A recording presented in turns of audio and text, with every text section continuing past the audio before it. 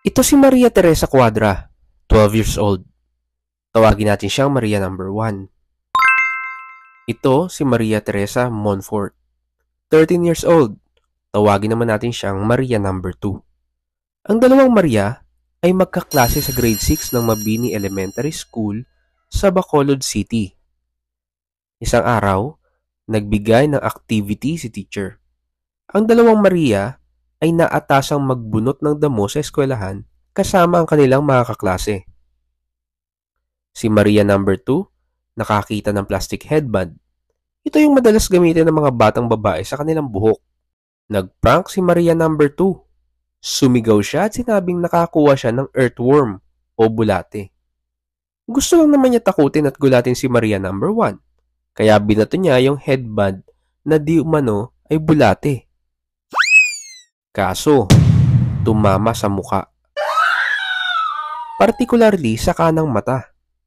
Siyempre masakit kaya kinuskus palalo ni Maria number 1. Nilagyan pa nga niya ng powder. The next day, namaga ang mata at doon na nga sinabi ni Maria number 1 sa magulang niya. Pinatignan sa doktor and in fact nag-undergo pa ng treatment twice. Noong July 20 at noong August 4, 1962. 23 days siyang nasa ospital. Sa kabila ng lahat ng ginawa nilang gamutan, nabulag si Maria number 1 sa kanang mata. Nagdemanda ang parents ni Maria number 1 laban sa parents ni Maria number 2. Nanalo sila sa mababang hukuman. Pagdating sa Supreme Court, ang issue, liable ba ang parents ni Maria number 2 dahil sa ginawa ng anak nila? Ang sabi ng Supreme Court, ang Article 2180 ay vicarious liability ng parents. Pine-presume ng batas na kapag nakaperwisyo ng iba ang anak mong minor, may negligence ang magulang. Sabi sa 2180, para ang parents ay hindi maging liable, dapat ma-prove ng parents na inobserve niya ang pag-iingat or diligence of a good father para maiwasan ang sakuna.